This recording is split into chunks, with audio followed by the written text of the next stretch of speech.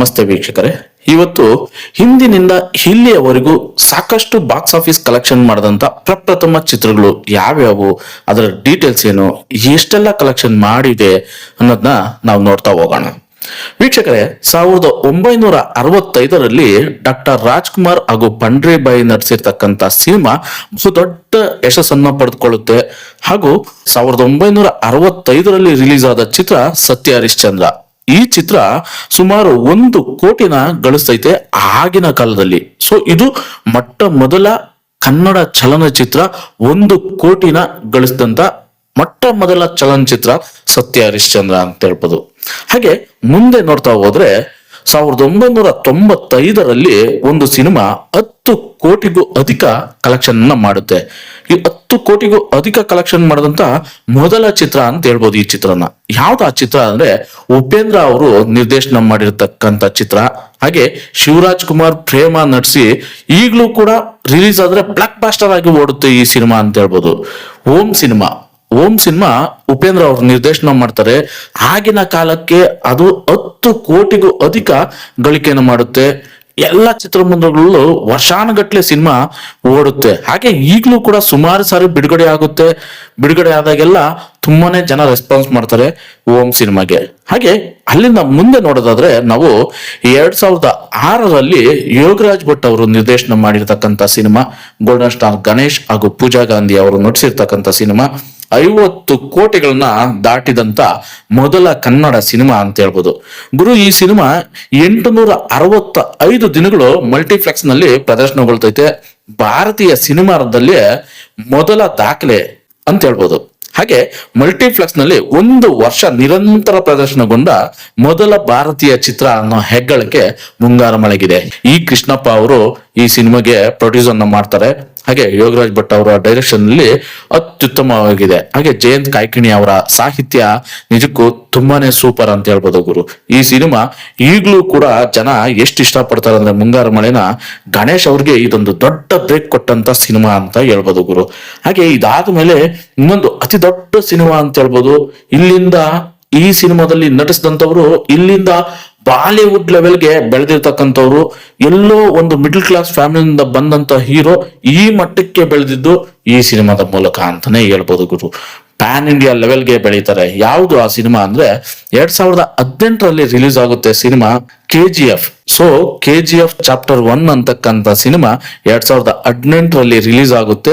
100 ಕೋಟಿಗೂ ಅಧಿಕ ಸಿನಿಮಾ ಗಳಿಸ್ತೈತೆ ಈ ಸಿನಿಮಾ. ಮೊಟ್ಟ ಮೊದಲ ಬಾರಿಗೆ 100 ಕೋಟಿಗೂ ಅಧಿಕ ಗಳಿಸಿದಂತ ಸಿನಿಮಾ KGF ಚಾಪ್ಟರ್ 1. ಹಾಗೆ 200 ಕೋಟಿ ದಾಟಿದ ಮೊದಲ ಕನ್ನಡ ಸಿನಿಮಾ ಅನ್ನೋ ಹೆಗ್ಗಳಿಕೆ ಹಾಗೂ ಯಶ್ ಅಭಿನಯದ KGF ಯಾವುದೋ ಲೆವೆಲ್ಗೆ ಹೋಗುತ್ತೆ, ಪ್ಯಾನ್ ಇಂಡಿಯಾ ಲೆವೆಲ್ಗೆ ಹೋಗುತ್ತೆ. ನಮ್ಮ ಕನ್ನಡ ಸಿನಿಮಾನ ಪ್ಯಾನ್ ಇಂಡಿಯಾ ಲೆವೆಲ್ ಅಲ್ಲಿ ಹಾಲಿವುಡ್ ಬಾಲಿವುಡ್ ಅವರು ಎಲ್ಲ ಭಾಷೆಗಳವರು ತಿರುಗಿ ನೋಡೋ ರೀತಿ ಮಾಡಿದಂತ ಒಂದು ದೊಡ್ಡ ಸಿನಿಮಾ ಅಂತ ಹೇಳ್ಬೋದು KGF ಚಾಪ್ಟರ್ 1 ಸಿನಿಮಾ.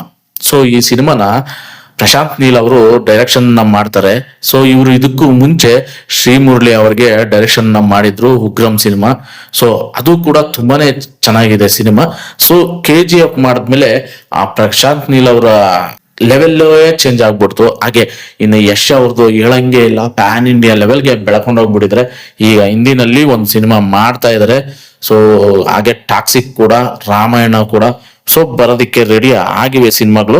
ಹಾಗೆ ನೆಕ್ಸ್ಟ್ ನೋಡೋದಾದ್ರೆ ನೀವು 2022ರಲ್ಲಿ ರಿಲೀಸ್ ಆಗಿರ್ತಕ್ಕಂಥ ಸಿನಿಮಾ ರಿಷಬ್ ಶೆಟ್ಟಿ ಅಭಿನಯದ ಕಾಂತಾರ ಸಿನಿಮಾ. ರಿಷಬ್ ಶೆಟ್ಟಿ ಹಾಗೂ ಸಪ್ತಮಿ ಗೌಡ ಅವರು ನಟಿಸಿರ್ತಕ್ಕಂಥ ಸಿನಿಮಾ ಕಾಂತಾರ. ಇದು ಒಂದು ದೈವದ ಸಿನಿಮಾ ಆಗಿದೆ. ಹಾಗೆ 6ನೇ ವಾರಾಂತ್ಯದಲ್ಲಿ 25.5 ಕೋಟಿ ಗಳಿಸಿದಂತ ಅತಿ ದೊಡ್ಡ ಸಿನಿಮಾ ಅಂತಾನೆ ಹೇಳ್ಬೋದು. ಹಾಗೆ ಭಾರತೀಯ ಸಿನಿಮಾಗಳಲ್ಲಿ 6ನೇ ವಾರಾಂತ್ಯದ ಅತ್ಯಧಿಕ ಕಲೆಕ್ಷನ್ ಕಂಡಂತ ಸಿನಿಮಾ ಕಾಂತಾರ. ಹಾಗೆ 7ನೇ ವಾರದಲ್ಲಿ 24 ಕೋಟಿ ಸಂಗ್ರಹಿಸಿದೆ. ಹಾಗೆ ಭಾರತೀಯ ಸಿನಿಮಾಗಳಲ್ಲಿ 7ನೇ ವಾರದ ಅತ್ಯಧಿಕ ಸಂಗ್ರಹ ಇಂದಿನ ದಾಖಲೆ ಬಾಹುಬಲಿ 2 11 ಕೋಟಿ 7ನೇ ವಾರದಲ್ಲಿ. ಆದ್ರೆ ಇದು ಬಂದು 7ನೇ ವಾರದಲ್ಲಿ 24 ಕೋಟಿ ಗಳಿಸ್ತೈತೆ. ಹಾಗೆ ಕಾಂತಾರ ಸಿನಿಮಾ ಎಲ್ಲರೂ ಅಚ್ಚುಮೆಚ್ಚಾಗಿ ಇಷ್ಟಪಡ್ತಾರೆ. ಈ ಸಿನಿಮಾನ ತುಂಬಾನೇ ಅದ್ದೂರಿಯಾಗಿ ಈ ಸಿನಿಮಾ ಇದೆ, ದೈವದ ಒಂದು ಸಿನಿಮಾ. ಹಾಗೆ ಸಿನಿಮಾದಲ್ಲಿ ರಿಷಬ್ ಶೆಟ್ಟಿ ಅವರ ಆಕ್ಟಿಂಗು ನೀವು ನೋಡ್ಲೇಬೇಕು. ಕಾಂತಾರ 2022ರಲ್ಲಿ ರಿಲೀಸ್ ಆಗಿರ್ತಕ್ಕಂಥ ಸಿನಿಮಾ. ಅದಾದ್ಮೇಲೆ ಗುರು ಇದೇ ತರ ಪ್ರಶಾಂತ್ ನೀಲ್ ಅವರು ಇನ್ನೊಂದು ಸಿನಿಮಾ ಮಾಡ್ತಾರೆ, ಅದೇ ಯಶನ್ನ ಹಾಕೊಂಡು KGF ಚಾಪ್ಟರ್ 2 ಅಂತ.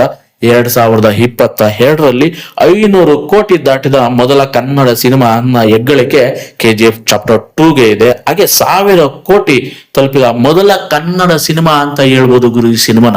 ಯಶ್ ಅಭಿನಯದ cinema KGF chapter 2 Prashanth Neel ಅವರ ನಿರ್ದೇಶನದಲ್ಲಿ ಮೂಡಿ ಬಂದಿದೆ. ಹಾಗೆ ಈ ಸಿನಿಮಾ 1000 ಕೋಟಿಗೂ ಹೆಚ್ಚು ದಾಟಿದಂತ ಸಿನಿಮಾ. ಅದು ಪ್ರಥಮ ಬಾರಿಗೆ ಕನ್ನಡ ಸಿನಿಮಾ 1000 ಕೋಟಿನ ಕಲೆಕ್ಷನ್ ಮಾಡುತ್ತೆ ಅನ್ನೋದು ಅತಿ ದೊಡ್ಡ ವಿಷಯನೇ ಗುರು. ಹಾಗೆ ಇನ್ನೊಂದು ಸಿನಿಮಾ ನೋಡ್ತಾ ಹೋದ್ರೆ ನಾವು 2025ರಲ್ಲಿ ರೀಸೆಂಟ್ ಆಗಿ ರಿಲೀಸ್ ಆಗಿರ್ತಕ್ಕಂಥ ಸಿನಿಮಾ ಕಾಂತಾರ ಚಾಪ್ಟರ್ 1. ಸೊ ಈ ಸಿನಿಮಾ ಮೊದಲ ವಾರದಲ್ಲಿ ವಿಶ್ವದಾದ್ಯಂತ 53 ಮಿಲಿಯನ್ ಗಳಿಸ್ತೈತೆ. ಸಿನಿಮಾ ವಾರಾಂತ್ಯದಲ್ಲಿ ವಿಶ್ವದ ಅತಿ ಹೆಚ್ಚು ಗಳಿಕೆಯ ಚಿತ್ರ ಅಂತ ಹೇಳ್ಬೋದು. ಹಾಗೆ global number 1 movie of the week ಅಂತ ಈ ಸಿನಿಮಾನ ಕರೀತಾರೆ. ಅತಿ ಹೆಚ್ಚು ಗಳಿಸಿದಂತ Kannada cinema pan India level ಅಲ್ಲಿ ಈ ತರ ಸದ್ದು ಮಾಡಿದಂತ ಸಿನಿಮಾ ರಿಷಬ್ ಶೆಟ್ಟಿ ಅವರ ಕಾಂತಾರ ಚಾಪ್ಟರ್ 1 ಸಿನಿಮಾ. ಈ ಸಿನಿಮಾನು ಅಷ್ಟೇ ತುಂಬಾ ಚೆನ್ನಾಗಿದೆ. ರುಕ್ಮಿಣಿ ವಸಂತ್ ಅವರ ನಾಯಕಿಯಾಗಿ ನಟಿಸಿರ್ತಕ್ಕಂಥದ್ದು ಎಲ್ಲಾನು ದೈವದ ಸಿನಿಮಾ. ಇದು ಚಾಪ್ಟರ್ 2 ತುಂಬಾನೇ ಅದ್ಭುತ ಸಿನಿಮಾ ಅಂತ ಹೇಳ್ಬೋದು. ಹಾಗೆ ನನ್ನ ಈ ವಿಡಿಯೋ ನಿಮ್ಗೆ ಇಷ್ಟ ಆದ್ರೆ ದಯಮಾಡಿ ಒಂದೇ ಒಂದು ಲೈಕ್ ಮಾಡಿ, ಕಮೆಂಟ್ ಮಾಡಿ, ಶೇರ್ ಮಾಡಿ, ಹಾಗೆ ಒಂದೇ ಒಂದು ಸಬ್ಸ್ಕ್ರೈಬ್ ಮಾಡ್ಕೊಂಡು ಖಂಡಿತ ಮರಿಬೇಡಿ ಅಂತ ಹೇಳ್ತಾ ಸಿಗೋಣ ಗುರು ಮುಂದಿನ ವಿಡಿಯೋದಲ್ಲಿ. ಧನ್ಯವಾದಗಳು, ಶುಭ ದಿನ.